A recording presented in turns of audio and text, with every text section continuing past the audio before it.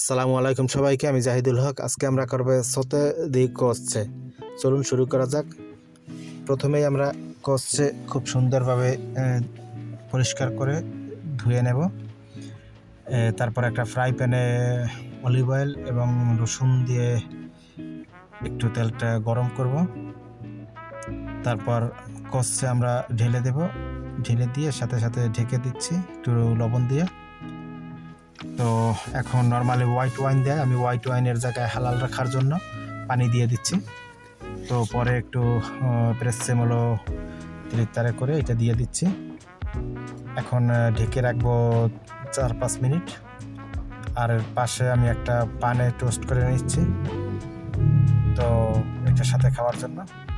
তো চলুন তাহলে, হয়ে গেছে আমাদের, এখন পরিবেশন করি। সাথে একটু পানি দিয়ে একটু অলিভ অয়েল দিয়ে দিচ্ছি ফ্রেশ। তো হয়ে গেছে আমাদের সতে দি কষছে। তো কেমন হলো জানাবেন। আবার দেখা হবে পরবর্তী ভিডিও নিয়ে। আল্লাহ হাফেজ।